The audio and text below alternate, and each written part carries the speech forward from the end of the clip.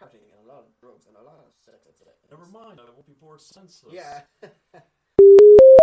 Welcome to episode 3 of The Idiot's Odyssey, and tonight we're going to be covering our most anticipated films of 2015. My number 25 is American Ultra.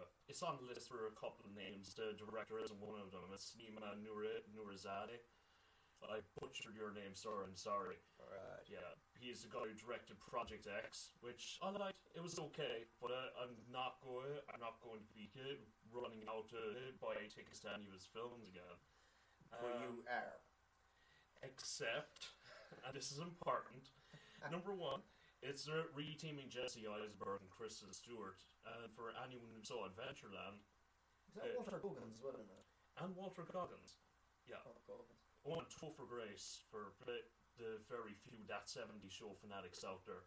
We're reteaming Jesse Eisenberg and Kristen Stewart from Adventureland, where their chemistry was pretty special. It was sort of unique, weird, awkward chemistry. With Max Landis writing a script about a stoner and his girlfriend forced to go on the run after he's targeted by a government agency. Which, if you didn't make the link, Jesse Eisenberg is playing a stoner. Yeah, well, I think he's the perfect person for the stoner anyway. Yeah, and he's got the afro for it. I don't know if he's shaved. Would it have grown back post Lex Luthor? That's what I was wondering. Well, wait, wouldn't this would have been filmed before that though? Obviously.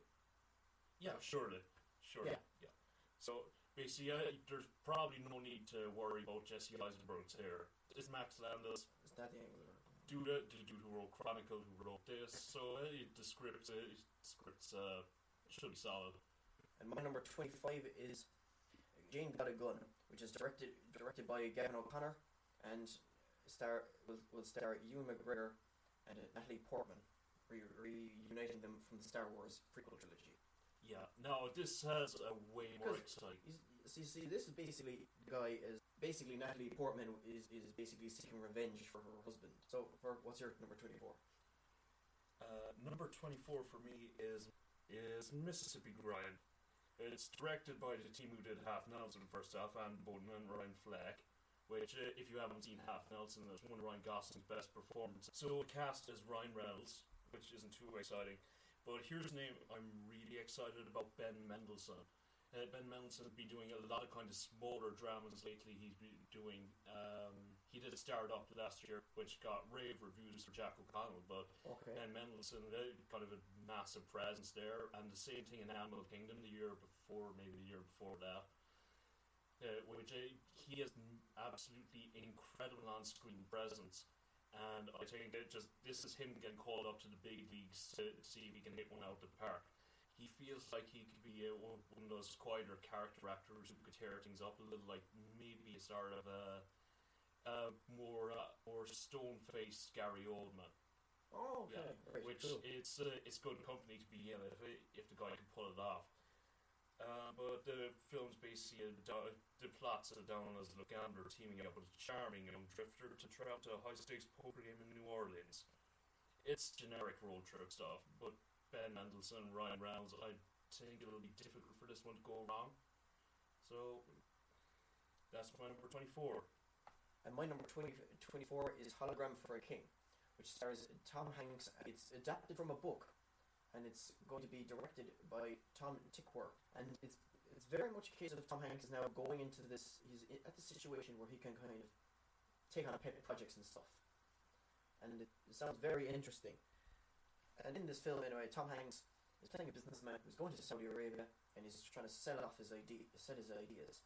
And I think it has real potential. You know, it feels like one of those Tom Hanks one trying to get back into the public imagery, you know? Yeah, well, I think the thing about Tom Hanks is that he's at stage in his career where it's not even pet projects, he's going with prestige projects. Oh yeah, as in his pet projects can be huge. That's the thing. I mean, he got did a lot of Captain Phillips last year with Paul... Yeah. Well, that wasn't last year, was it? Yeah, it was the year before, yeah. With Paul Greengrass, which was pretty awesome. And he's doing something with Spielberg next year, I think. So it's... But the thing is, Tom Hanks is basically just waving his arms at the Academy going, pick me, pick me! Well, he is the Academy, let's face it, like. Yeah. But he's also got... The fact is that he's also re-teaming with Tykwer, who's also he was the director for Cloud Atlantis, and so that's my number 24, Hologram for a King. Alright, now it's time for me to declare my absolute love that has been hidden for some time of the Dong Shot. My number 23 is Magic Mike XXL. It is directed by Gregory Jacobs. You won't have heard of him, and the reason for that is that he is Steven Soderbergh's assistant. But if there's a bit of comfort there, and Soderbergh is still involved, he is going to be the DP, the editor, and the producer of this thing. So it's like he's gently shepherding it in the right way. What's DP mean for you? Because I think it might mean something for me. He's going to be the director of photography. Okay. As far as I know, Magic Mike XXL does not include any other sort of DP. Isn't that not a bit strange though that the director of the last film is becoming the director of photographer for this film? Not really. Soderbergh's been threatening for years to retire, and now it looks like he's finally gone ahead and actually done it. Point being, Magic Mike XXL. Magic Mike 1 was not just a big old male stripper film. It was a male stripper film with a heart and a good plot and a dissection of the American dream. And Magic Mike XXL will hopefully continue in the same vein. Plus more male stripping, because I can't get enough of that, obviously. And on to Owen's number 23. And my number 23 is Nasty Baby, which will be directed by Sebastian Silva and with Sarah Christian Wing and, well, Mark Margolis. He's Darren Aronofsky's little good luck charm who keeps showing up in all of his films. So I've been intimately familiar with his name for a while. Also, he's Theo Salamanca from Breaking Bad. You will know of him, even if you don't know his name. Nasty Baby is about a gay couple are trying to have a baby with their best friend. Now, I'm not entirely sure if this is going to be a foreign language film, but it may or may not be. But I'd probably hesitate to guess since it won't be, purely based on the fact that they have English-speaking lead actors. I mean, like, Kristen Wiig is a big one there, where it's like, I don't know if she has a second language. Yeah, same. Yeah. It's entirely possible she does. I think that this could really pull in a lot of, like, Oscar buzz and stuff, and depending on how it's done, or at least some kind of classical award stuff. Yeah, well, it does seem like the sort of film that it tends to be interesting. And you can guarantee it'll have a big audience with the LGBT crowd going in. Yeah, definitely. Yeah. I mean, it's nice to see the LGBT crowd just getting a film for themselves every so often. Because I mean, like in mainstream films, it feels like the portrayal of characters like that be a caricature. It does pick on a significant, issue at the moment. Definitely, yeah. Okay, so that's my number 23 now. Yep. Let's see. My number 22 is Live. This is directed by Anton Corbijn, who directed A Most Wanted Man, which was an awesome John le Carré adaptation last year, and The American. The cast is a tiny bit less exciting because it's leading with Robert Pattinson. He's worked with Cronenberg. It seems like he's slowly rebuilding his credibility after, the whole sparkly abs. I think it's often said that no one hates Twilight as much as Robert Pattinson. Yeah, which is a comfort. Good for you, Robert Pattinson. Good for you. Good fight. But on the other hand, is Joel Edgerton, who he was in Warrior, I think, who gave a solid performance as like a sort of a man's man. And we also have Ben Kingsley, and if you don't know who Ben Kingsley is, just get the hell out. Just you can't listen to this podcast anymore. Please, still keep listening. It's Ben Kingsley. He's a prestige actor. He's a diverse actor. He can be very funny. He can be very serious. He's one of the. He's a guy you draft in when you want a job done to like an almost Oscar supporting actor level. He's played both Gandhi and he played the Mandarin in inverted commas in Iron Man 3. Yeah, it's like that shows the diversity of his roles. As for the synopsis of this thing, is photographer Dennis Stock accepts a new assignment for Life magazine to take pictures of rising star James Dean. The two become close friends as a result. Doesn't normally sound like my bag, but I think the crew on this one is really why I'm so excited about it. And I'm going to hand it off to Owen for his 22 now. And my 22 is 999, which will be directed by John Hillcoat and is a serious cast because it's got Norman Reedus from The Walking Dead, it's got Aaron Paul from Breaking Bad, and it's got Kate Winslet, and it's got Woody Harrelson, and it's also got Gal Gadot. Yeah, Gal Gadot. It's about a gang of criminals and corrupt cops planned the murder of a police officer in order to pull off the biggest heist yet across town. Now, so this is a lot going for it, because it's got a murder going on and a heist going on, and that's always interesting. Yeah, I do love when my heists also involve murder. It makes things much more exciting. Also in films, it's pretty exciting. But I think the big takeaway here is John Hillcoat, who did the role, but has never handled material on this scale before, and it's going to be exciting to see how he approaches that. The cast alone is just sheer brilliant, and it sounds like an interesting setup. Yeah, it's like the two leads there, Norman Reedus and Aaron Paul. I'm like, they've both been. They were both massively acclaimed TV actors by now, and I don't feel like they've had proper film breakout roles yet. Not yet. But this could definitely change that for them. Fergal, moving on to yours. Yeah, on to my 21, which is Demolition. The director is Jean-Marc Vallée, who directed Dallas Buyers Club and Was. So this guy's basically been in Oscars contention for the last 2 years. He's nothing if not consistent. He's in 2 consecutive brilliant ones, and keep in mind that Matthew McConaughey got his Oscar for Dallas Buyers Club. Yeah. And Reese Witherspoon has been nominated as of right now in an Oscar for female lead.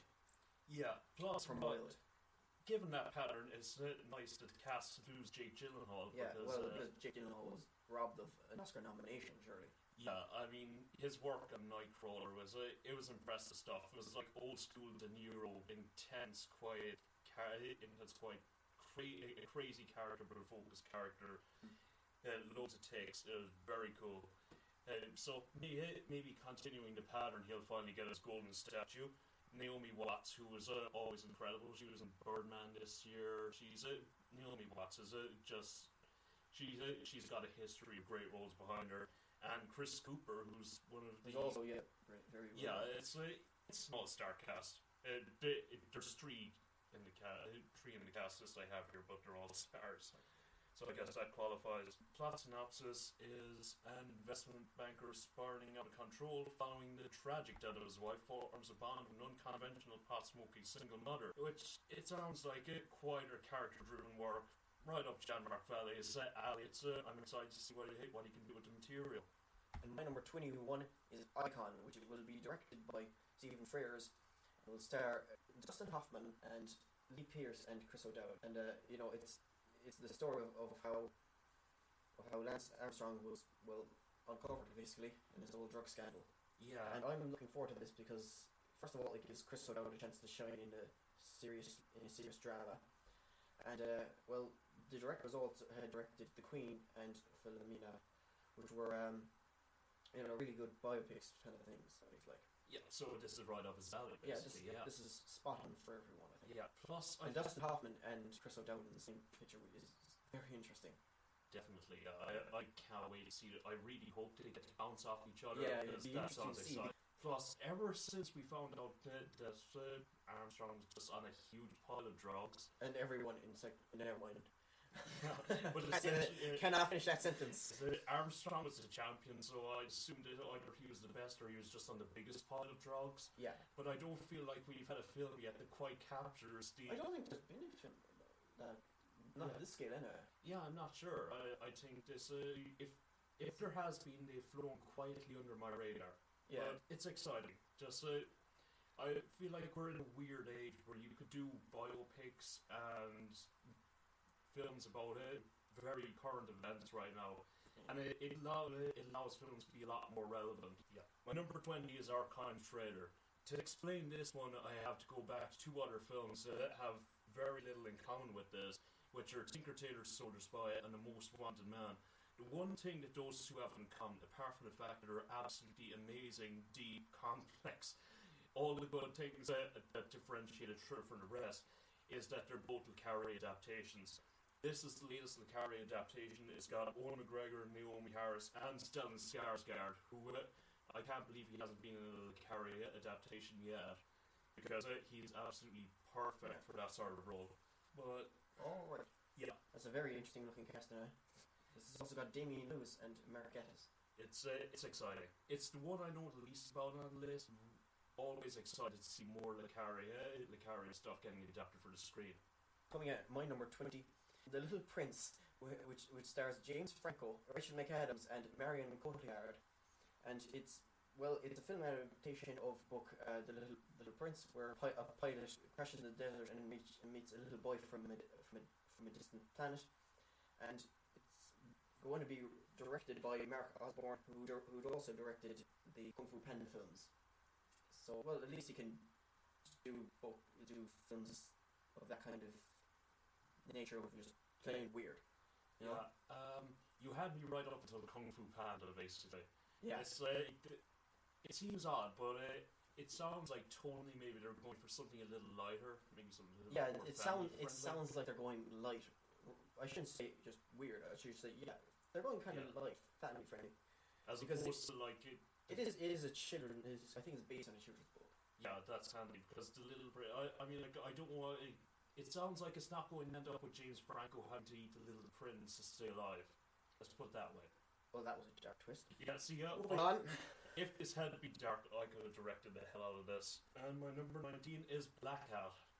Oh, okay. Yeah, directed by Michael Mann, the man, myth, and legend. The cast is Chris Hemsworth, Viola Davis, Tang Wei, and Li Hong Wang, who are, I think, were the Chinese film Lost Caution, which, full disclosure, I haven't seen, but it received awesome reviews. The plot on this one is that an imprisoned hacker is released on condition that he helps join the US-Chinese task force to track down rogue hackers who attack the US stock exchange. Yeah. Straight up, the only thing I cared about in everything I just read was the name Michael Mann. Last thing Michael Mann directed was Public Enemies. This is the man who was Collateral, The Insider. Yeah, and it's been a while since he's had his last film. I think it was 2006 or 2009 he had his last film. Yeah, I think it's been around 6 years. The thing is, this actually, I hadn't really heard of this film until I was looking through his stuff, but I actually put this on my list as well, my number 10, and it sounds very interesting, and it's a thing that could happen these days, and in fact, it more or less kind of did in such a way with the whole Sony hack. Yeah. Actually, which would have happened after filming this hack completed, I assume. Yeah, I assume so. Which it does bring a certain relevance to the thing. Even though that's in the film, it's at a much grander scale because he's not hacking; he's actually hacking and blowing stuff up, as far as I can tell. Isn't it? Yeah, from what I saw in the trailer. Yeah, I do like explosions. What I'm more excited about though is this is the first time Michael Mann has sort of approached this sort of tech thriller. He's always done quieter kind of character things, and this feels like a step up in terms of the sort of thing he's willing to attempt. What would you want to take your number 19? My number 19 is Money Monster, and this is a rarity. This is Jodie Foster really getting into her directing, and she will be directing George Clooney and I think the other two were Jack O'Connell and Julia Roberts. I think you're right. Yeah, that's right. And it's a radio host who gives out advice, and he basically gives out wrong legal advice, and he's being stalked or threatened. Well, okay. Number one, the cast of this is terrific. The cast is brilliant. Yeah. And like Clooney, we all know what he can do. Julia Roberts, she's had quite a few years, but she's still got chops. Yeah. She can still absolutely rip it up. And Jack O'Connell, last year he was in Startup. If Jack O'Connell took me hostage, I might actually shit myself down both pants legs. That guy is perfectly capable of playing a terrifying individual. So George Clooney's character is going to be held hostage by someone who he gives bad legal advice to, basically. Sounds intriguing. Yeah, it definitely sounds exciting. I mean, Jodie Foster, I think she's been doing some TV work recently. There was Orange is the New Black and House of Cards. Yeah, you're right. I am looking forward to this film. Plus, the team behind it is interesting. Sort of the responsibility that you have to take for the advice that you're disseminating as a TV host, and the kind of let's just say ethically questionable tactics that some of these guys and girls use. Yeah. To pull in views. Yeah, it's definitely going to be an interesting film. I definitely want to watch it. And number 18 is a film that showed up on both our lists. Directed by Jeff Nichols, the guy who did Take Shelter and Mud. This is Midnight Special, which because one of the reasons that it showed up so high on my list is that you got Jeff Nichols, and like we were saying before, that we haven't seen him do why did he get Aquaman? And I think he's really going to be showing why he might have got it, because he's going to be going in with someone who's already in the DC universe in Michael Shannon, isn't it? Yeah, this is another director who's taking a big step up in terms of the projects that he's willing to do. Yeah. This is It feels like it, doesn't it? yeah, the plot is a father and son attempt to evade government officials when they learn the boy's supernatural powers. Now, the good news is that Jeff Nichols is keeping his lucky talisman, Michael Shannon, to him. He's going to be joined by Kirsten Dunst and Joel Edgerton. Yeah, I mean, this cast is just great. Yeah, if you've seen any of his previous work, you know that this is a guy who is highly capable in terms of story, but he's also not afraid to take things a little out there and make things weird. Which, given the budget that's behind it, this seems like a really intriguing prospect. This could be one of the more interesting studio films come out this year. I think he might have the potential, and I'm hesitant to say this because I love the film so much, but maybe it has a little bit of potential to be a sort of a Looper. The way that Looper was a big, thoughtful studio film, this it could possibly be the same. And it just excites me that potential's in there. And coming out on my number 18 is Jobs, which is finally been greenlit and changed. It's had studio changes and it's had director changes, I think, and it's had main actor changes. It's had a lot of bloody changes. But yeah. It'll be interesting to see how this goes down because it's going to be Fassbender again, and it's being directed by Danny Boyle, and it was an Aaron Sorkin script, and it's just brilliant looking. I'm actually just excited to see Danny Boyle attack this kind of biopic. Because I think this came up in yours as well, did it? Yeah, it did. I mean, Boyle, the amount of energy he brings to his films is, it's pretty obvious. Yeah, it's very good. And the thing is that this is what's very interesting here. It's not the fact that it's a film about jobs. It's not the fact that it's who it's got, but it's the way it is that it's structured in such a way that it's showing the life of Jobs or Jobs and all this. Steve Jobs now, right before the announcement for 3 major things. Yeah. For 3 major announcements. I'm not sure exactly what they are now, but I think it's the iPhone and the iPad and something else. I'm not sure what the 3 products are, but what it does remind me of is the sort of time jumping that happened during the social network. Yes. Yeah. Yes. I see what you mean. But it'll be interesting to see how they get this because it's not because that was linear and obvious kind of jumps, you know. Yeah. But these are kind of like. I wonder if it'll feel disjointed, and I'm wondering how it'll look. Well, I think Danny Boyle, number one, he's got the chops in the editing room and behind the camera to really make a film like this easy to understand and interesting to watch. This film has also got a cast even beyond Fassbender, which is impressive because it's got Kate Winslet, and it's got Seth Rogen. Seth Rogen stayed on despite the fact that the bailed, he still stayed on. Yeah. It's just if you had to pick someone to replace Christian Bale with, as well, Michael Fassbender might actually be a step up. And 17th on my list is Mission Impossible 5, which, first off, it's incredible for me that it's a bit odd that you're picking that one, isn't it? Yeah, that I'm this excited for a film with 5 anywhere in the title. But there's hope for this one yet. It's being directed by Christopher McQuarrie, who wrote Valkyrie and produced it.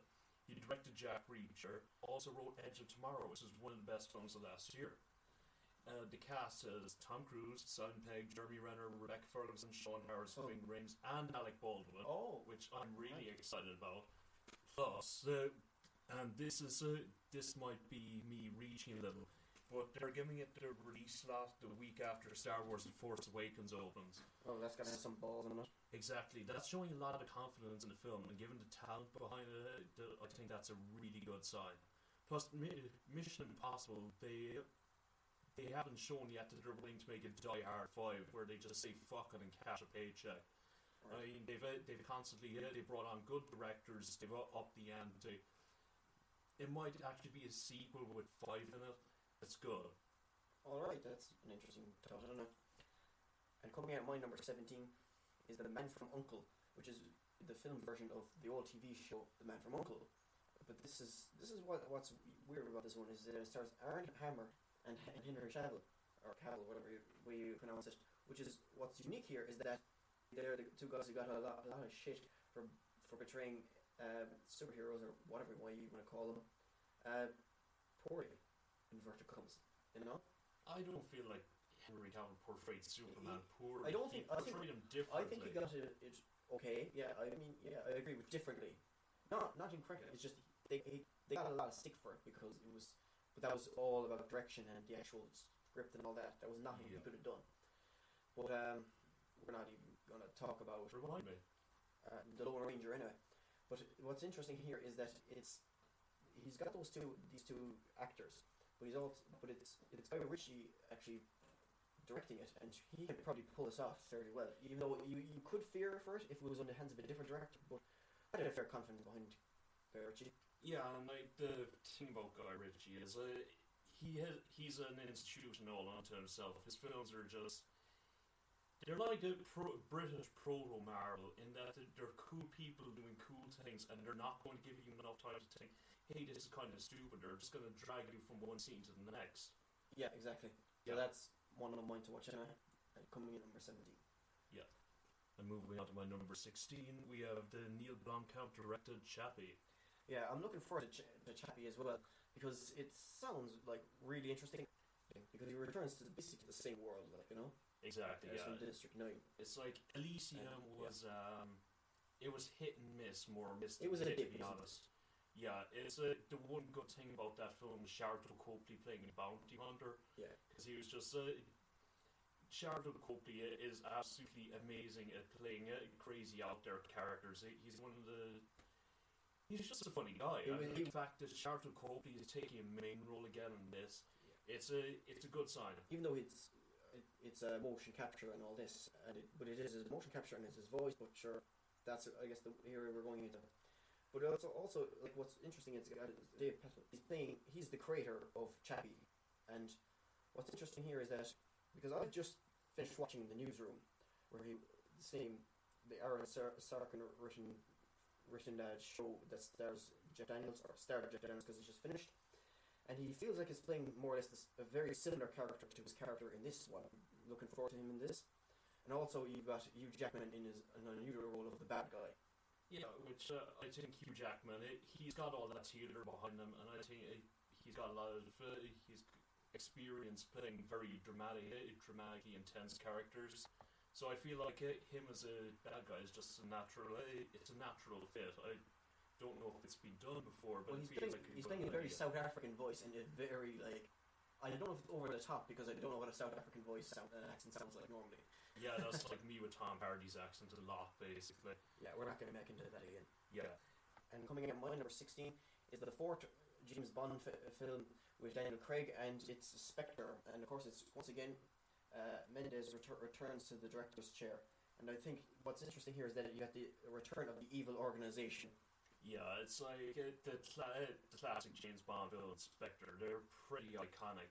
But that being said, this is sort of a reboot. I thought they had a different name in the old one. No, I think they were always Spectre, as far as I can remember. But I mean, Hollywood is perfectly capable of reboots. This is basically a reboot, not admitting that it's a reboot. In that they've never admitted that they're rebooting James Bond. I think they never, but it's very much implied that this is a fresh take. Yeah, definitely. Even though Skyfall did have certain shenanigans to suggest that it wasn't a reboot, with bringing in old cars and the like. Moving on from those, just the whole reboot argument. This is the team that did Skyfall back, with a few exceptions. We're not getting Javier Bardem again. We might actually be getting an even bigger treat in that Christoph Waltz is after joining the cast for this one. Oh yeah, and he's a dynamite actor. Yeah, exactly. But also, isn't Ralph Fiennes stepping up his role as well? I think so. Ralph Fiennes. I'm not sure what exactly is going on there. If he's going to be stepping up his role or not. I assume he will because he took over the role at the end of Skyfall. Yeah. Anyway, moving on to yours. My number 15 is actually Jobs, which we've covered already. So moving on to Owen's number 15. Right. And coming out at my number 15 is Knight of Cups, which is the return to the director's seat of Terrence Malick, in which, well, it felt very much like, because it's Christian Bale playing this multi-millionaire or whatever, and he's returning home and he's returning back from a long time away, I think. Yeah. Very cryptic so far. So basically, this is Batman. That's exactly what I thought. It's Bruce Wayne coming back. It's Bruce Wayne off the freaking rails or something. Yeah. Completely absorbed into his Bruce Wayne persona or something. You know, that's what it felt like. And because it's got Christian Bale, who always gives a great performance, and it's got Natalie Portman, and it sounds really interesting. And we'll see how it works out. but also it comes right. I think it's going to share a lot of the cast and characters maybe with a non-titled one that's coming out right after it, which is also directed by Terrence Malick. Yeah, with the untitled other project, it looks like Malick.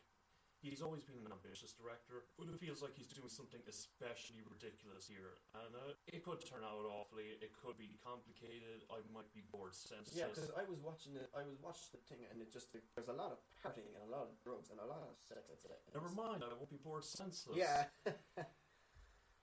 Anyway, moving on. And my number 14 is actually Owen's number 1, and I'm not going to ruin the Yeah, tension we're for going anybody to out there. reveal that secret later on. So we're actually going to skip this and move right on to Owen's number 14. Yeah, and my number 14 is Tomorrowland, which will be directed by Brad Bird. And he turned down the chance to, I think, be a part of Star Wars for this. And it's also stars George Clooney, and it's future science fiction kind of film, right? Yeah. You've heard of this, haven't you? Mm-hmm. It sounds very much like Brad Bird's territory. Yeah, it sounds kind of fantasy, kind of science fiction-y, but it sounds very interesting and it looked brilliant from the trailer. Absolutely, I think Brad Bird directed The Iron Giant. The same guy who also directed The Incredibles, and he's been around Sony for he's been in and around Pixar and all that for ages. Yeah, I think he's also directed some Simpsons episodes as well. And Mission Impossible 4. Yeah. Basically, Brad Bird is one of those directors who is very capable of handling films at this level. Yeah, so this is I'm really looking forward to this film. My number 13 is Ex Machina, directed by Alex Garland, who wrote it 28 Days Later, Sunshine, and Never Let Me Go. God, I got a solid sci-fi pen. Yeah, this is great. Yeah, is this his first directing job? Yeah, I think this is first. Yeah, this looks really good because you got who's starring it? Donald Gleeson, the other awesome Gleeson. He's going to be doing this, and then you're going to see him in Star Wars Episode 7. So we'll see how he battles science fiction. But this is him. He does this is basically him doing the Turing test with an incredibly advanced AI in it. Yeah, and I think it's exciting to see what Alex Garland is going to do once he gets behind that camera. Yeah, we don't know what it's going to be like. Based on the trailers, it looks very interesting. Yeah, I mean, he's showed a lot of potential. There's good buzz behind this, and I think this could be one of the. This film could come out of nowhere to wow everyone. Yeah, I think so too. And coming out, my number 13 is Mad Max Fury Road, where George Miller he's returning to the Mad Max franchise, and it's this is his kind of not his pet project. This is his big thing, because he went and he between the last Mad Max one that Mel Gibson was in and this one. I think I'm not sure what he's done, but he did produce, and it was a big thing for him. Babe, and then he directed Babe, Pig in the City, which is not exactly the same kind of criteria, but that's not really the point. This actually has a really brilliant cast in that it has Tom Hardy, and who again was practicing driving around in cars in Loch this year, Saoirse Ronan, and Nicholas Hoult, and so it sounds like a really good film. Yeah. Have you seen the trailer? I've seen the trailer. This is just it was a mind-blowing trailer. Yeah, and I see Miller going back to the start of material. Plus, it's nice to see the films that get stuck in development hell don't always stay there, because this thing has been on Hollywood's back burner for a while. I mean, it spent a year in post-production, which points to it being very heavily special effects. Yeah, it does look very spectacular from the trailer, and there's slow motion time to write and all this, and of course slow motion can always go arseways, can't it?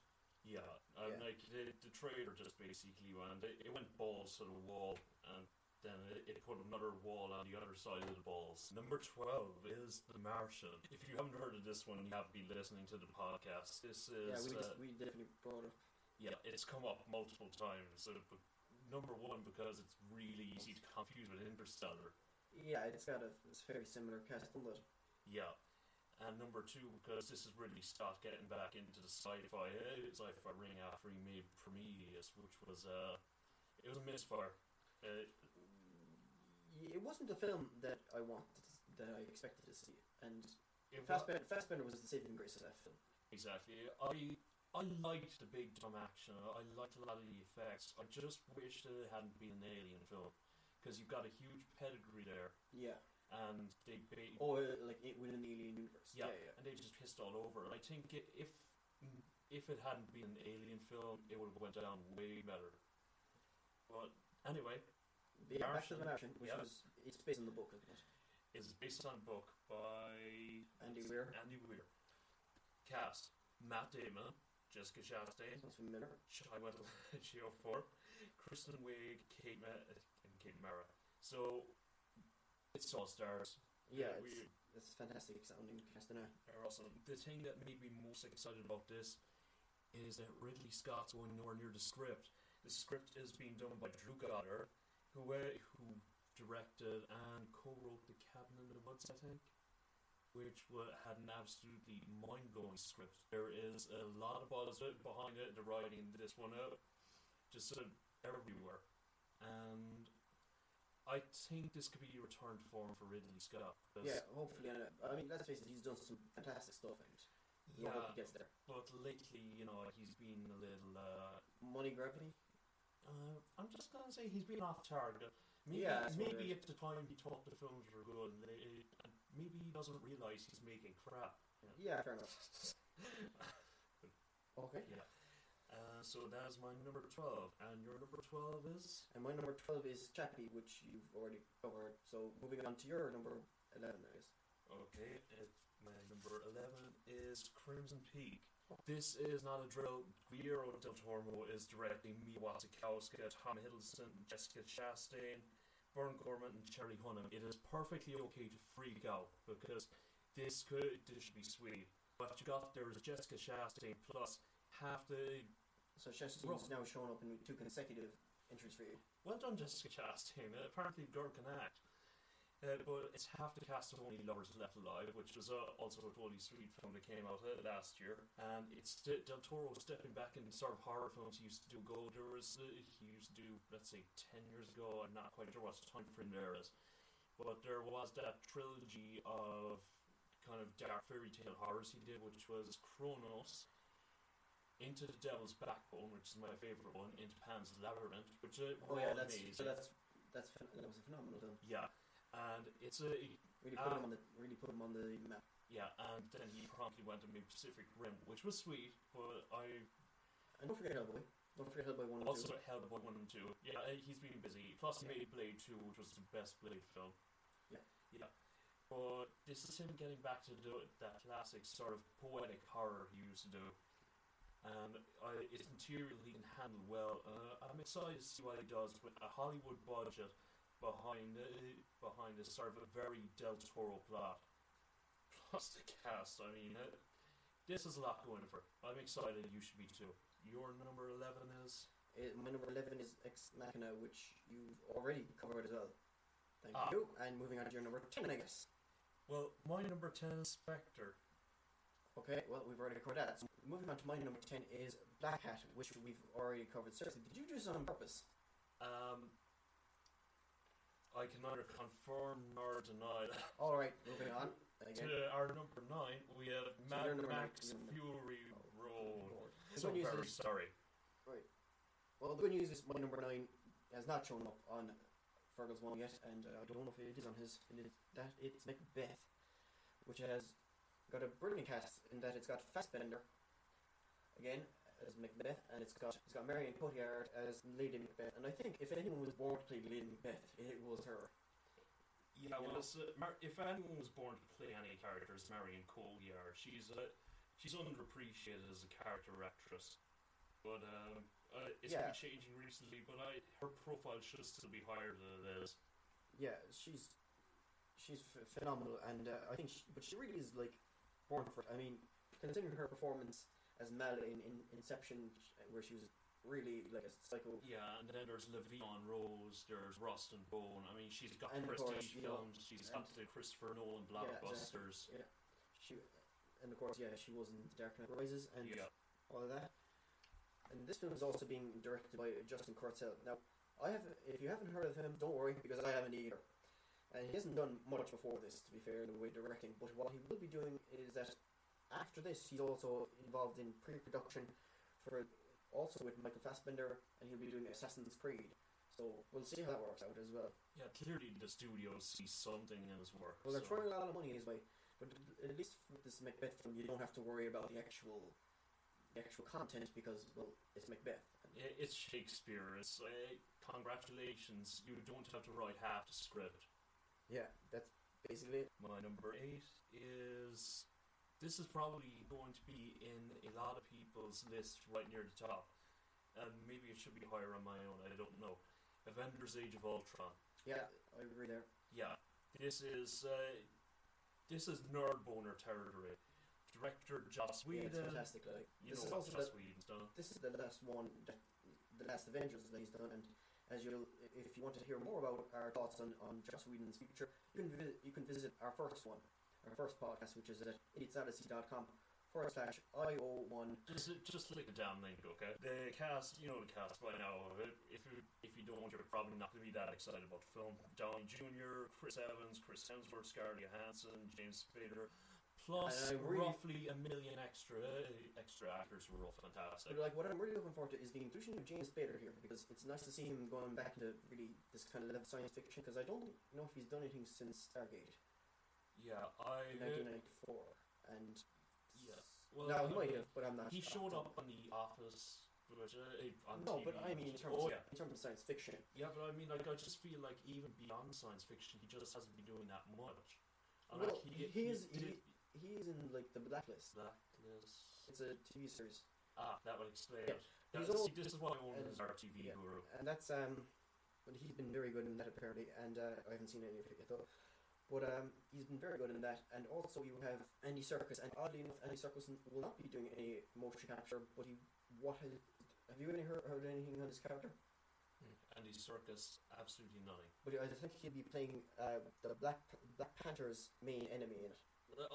In the Marvel universe. Look, if I can dig Andy Serkis playing a chimp, based on how he's not a chimp. It's a person. Yeah, but if I can dig him playing a chimp, I think I can dig him playing a person. Okay, well, this hasn't been confirmed. It's just his hairstyles match.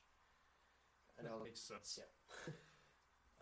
Also, we've got Elizabeth Olsen, Aaron Taylor-Johnson, and Paul Bettany showing up. Yeah, it's all fantastic additions, I think. Yeah, they're not resting on their laurels here. We're getting some new toys to play with.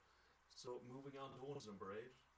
And my number 8 is The Martian, which, again, Fergal's covered. Sorry, boys and girls. So, I guess we're going to be moving on to my number 7, which is Star Wars The Force Awakens. You might have heard of this one.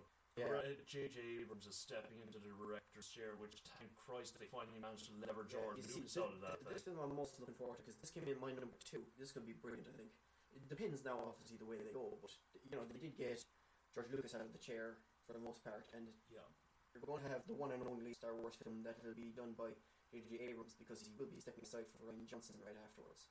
Yeah. Plus, for anyone worried that J.J. Abrams is just going to J.J. Abrams all over this thing, which I'd be perfectly in favour of, but I can see why some fans would be upset. He co-wrote the script with the scriptwriter Lawrence Kasdan. Yeah, who co-wrote The Empire Strikes Back. Empire Strikes Back and Return of the Jedi. Yeah. So it looks like this is in very safe, very respectful hands. Yeah. On number 7, if you please. My number 7 is Demolition, which Fergal's already covered.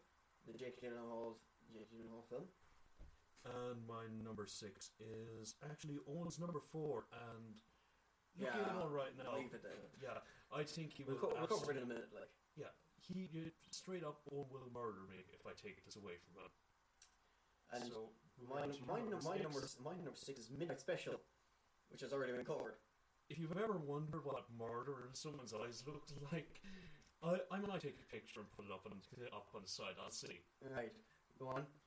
What's number 5? On to my number 5, The Light Between Oceans and Miracle of Miracles. This is a film we have not covered before. The directors Derek Cian Francais, I don't know how it's pronounced, I apologise, Derek Cian Pants, who directed A Place Beyond the Pines and Blue Valentine. His name might be tricky to pronounce, but you should be very familiar with his filmography, because they're both absolutely sick. Kind of small dramas, very stylish, great acting. It's just all around class films. And this time is no exception in terms of cast. He's leading with Michael Fassbender, Rachel Weisz, and Alicia Vikander, who is in about a zillion films this year. Tom Shelburne returns from the Great War to a job as lighthouse keeper in Australia. and when his wife finds an abandoned baby, she convinces him to keep it. This sounds like a perfect Derek Eoin Fergal's territory. It's quite a character drama. There's probably going to be a lot of intense brooding, a lot of people yelling at each other. It's just the sort of thing he does so well. So it's a big bitching session, is it? Yeah, God love me, I'm excited for this big bitching session. Alright. Yeah. That is my number 5. Owen, if you please. And my number 5 is Avengers Age of Ultron, which hasn't been covered by Fergal. But I want to go into just talk about this for a second more. Because what we forgot to mention is that there's going to be a lot of conflict within the team as well, because of the fact that what's been revealed is that it's almost certainly that Tony Stark is the one who's basically created Ultron, so that'll be another interesting element of the story. Definitely, yeah. It's going to be changing up the dynamic, which you'd kind of expected Joss Whedon. I mean, the guy's not just a director, he's not even just a screenwriter. He's also a script doctor who's very well known for fixing other people's scripts and finding the holes in them. So I'm not surprised that he's already headed off the problem that this could be similar to the original by just slotting in something that's going to completely change the way things They are twisting the worlds, yeah. So what's your number 4 then? My number 4 is Green Room. Is this the Patrick Stewart? Yes. Yeah. Okay, Patrick Stewart's in it, but there's one name alone that's gotten me excited for this. Jeremy Saulnier, the guy who he created a film that was crowdsourced last year, Blue Ruin, which absolutely blew me away. It was so it's gone from Blue Room to Green Room. Yeah, there's a pattern emerging here. Okay. But the thing about Saulnier is, it was very unique. It felt like I've described it as, I think, Charles Bronson. He's Charlie Chaplin. It felt like a slapstick revenge story. And there was a guy. He was on an roaring rampage of revenge, let's call it. He just wasn't very good at it. It was melancholy. Sometimes it was very sweet. Sometimes it was really violent. It just covered a lot of emotions without ever feeling like it was being extreme for just the sake of being extreme. And basically, the premise in this one, Green Room, is that after playing a gig and witnessing a horrific act of violence, a punk band are targeted by a group of neo-Nazis. This is Saulnier with an intriguing premise, and I'm hoping he can knock this one out of the park again. Yeah, it sounded really good, like. Yeah, because I could do with another Blue Ruin, honestly. Okay, and my number 4, and the film that I threatened to shut Fergal about, was The Hateful Eight. I'm really looking forward to this as well. Yeah. Because it's Quentin Tarantino going and doing his western that he wanted to do. Because he basically said that Django Unchained was like how to make a western, even though it was a southern technically. But this is very much a western where the guys are, like 8 guys are stuck in a shelter together during a blizzard. Yeah. During the war. It seems like odd for the way Tarantino has been approaching things recently, because his films have been sort of big action films. You know, there's Inglourious Basterds, there's Django, there's Kill Bill, obviously. And now we've got 8 guys stuck in a room, which seems like exactly the sort of thing. What I'm looking forward to is that it's very much enclosed space. Yeah. And so it'll be very interesting, like. Yeah, it does seem like very old Tarantino. Because of course, Reservoir Dogs. Yeah, exactly, yeah. Because you've got this whole thing that it's the usual cast, you know, involved. You have the return of Samuel L. Jackson, who let's face it, in pretty much every Quentin Tarantino film. Tim Roth, who of course was brilliant in Reservoir Dogs and Pulp Fiction. Michael Madsen, who was brilliant in Reservoir Dogs as well. And you've also got Kurt Russell, who was of course in Death Proof. And you've also got as far as I can tell, they're newcomers to stuff. Walton Goggins and Channing Tatum, who of course after his performance in Foxcatcher is just, you know, he's really kind of building this like drama, being a serious dramatic actor. Well, just sort of, you know, he should have got somewhat of an Oscar nod, surely. That's an interesting premise. What's curious to me is after the kind of gay overtones in Foxcatcher, and there's Magic Mike, Channing Tatum is now doing a film about 8 dudes stuck in a room. Right. I'm interested to see how this one turns out. Yeah, same. But so that's why it's my number 4 anyway. But what's your number 3? My number 3 is simply called Joy, and it's simply directed by David O. Russell, who is one of the best in the business right now. He's making big films, but they're still very character focused. There's very little in the way of special effects in a David O. Russell film. They're dramas. There's lots of thinking room inside there. He's teaming up with Jennifer Lawrence and Bradley Cooper and Robert De Niro again. And this just seems, I'm not even going to read the synopsis. This is David O. Russell doing what David O. Russell does. It is him with a fantastic cast, just doing a kooky drama.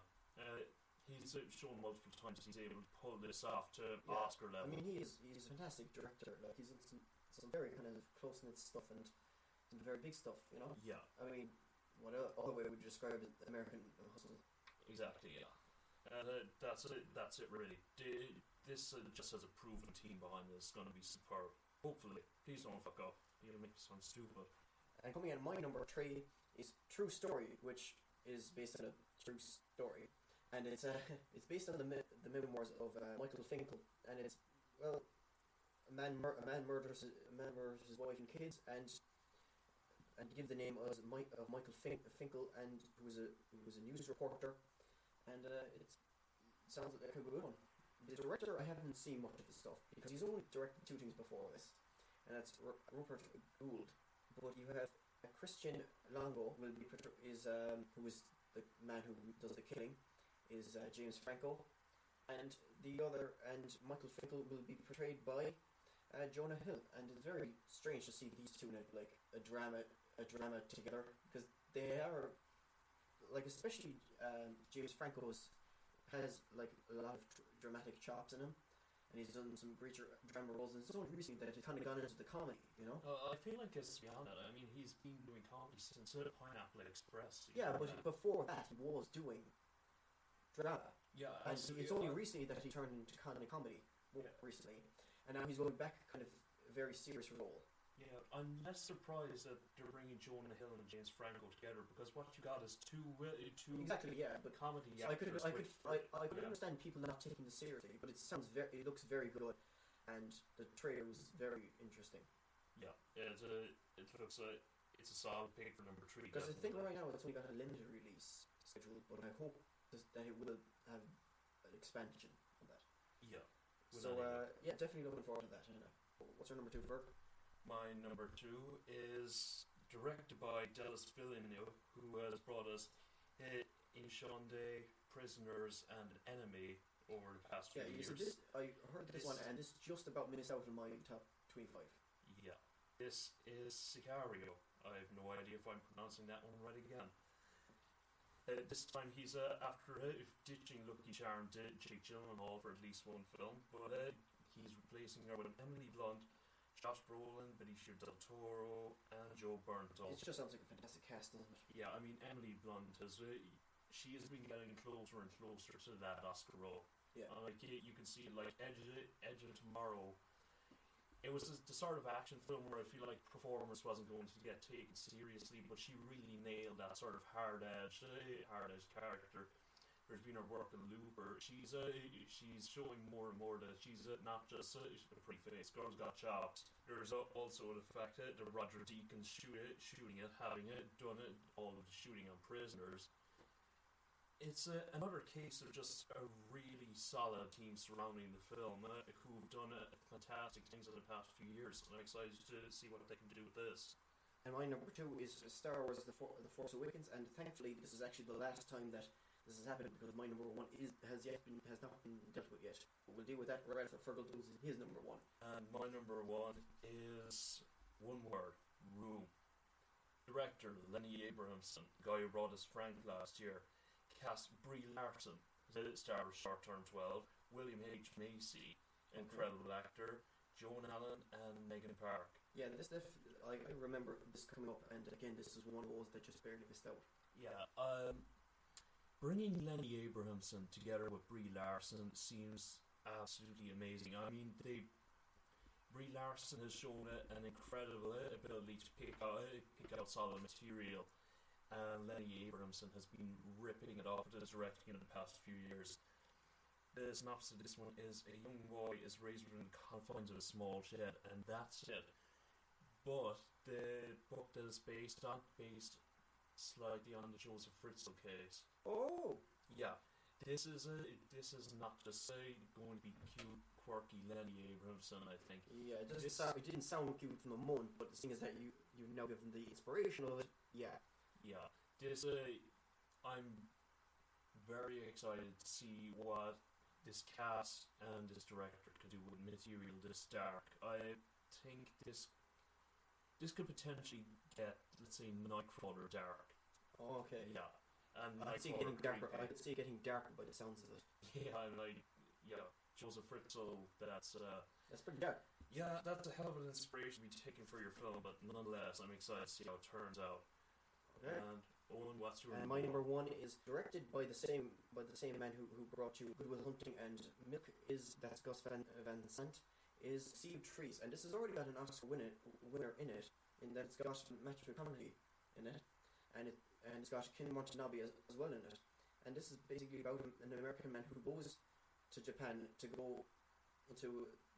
commit suicide in what is basically called the Sea of Trees forest, in which it's basically well known in Japan as a suicide forest. Yeah, it's casually known throughout the world as that as well. It's well known. Yeah, right at the base of Mount Fuji. There'll be documentaries about it. The guy who he takes care of the park, and occasionally he'll come across some people who go there to murder. There have been people who've been known to go in there and not be seen again.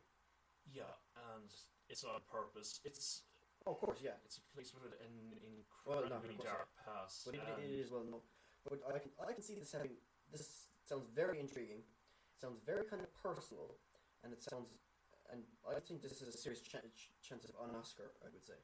Yeah, I don't know about Oscars. At least a nod. Now, of course, we're very, very early. Yeah. This has the right kind of material, because not only has it got this director, not only has it got these two great actors, but it's also written by the same man who also wrote a very kind of claustrophobic script before in Buried. Yeah, which Buried was a phenomenal script. It brought back the contained thriller, and it brought it back in the tightest space possible, a bloody coffin. He managed to set an hour and a half of film inside in a coffin with one man. That was directing alchemy on the level of Locke. Well, I think this film has serious potential in a way. May not get an Oscar, may get an Oscar, may not. But the point is that it sounds intriguing, and I'm definitely looking forward to seeing it. It's definitely got potential. When you've got this sort of talent, looking at material this dark and out there, there's a potential for something really special. Yeah, exactly. So yeah, that's my number one. And that concludes our films list, but we're going to move on to our TV list now. And at my number 180 is congratulations, you made it through. I am just messing with you. You can turn off the podcast now. This has been the Idiot's Odyssey. If you want to get in touch with us and tell us how bloody stupid any of us our picks are, you can find us on social media. We're on Twitter at Idiot's Odyssey, and we're on Facebook at Idiot's Odyssey. And you can also find us on email at idiotsodysseypodcast@gmail.com, or you can find us on our website, idiotsodyssey.com. I'm Owen Murphy, and you can find me on Twitter at twitter.com/OwenM1990. I'm Fergal O'Connor, and this has been the Idiot's Odyssey. And thank you for listening.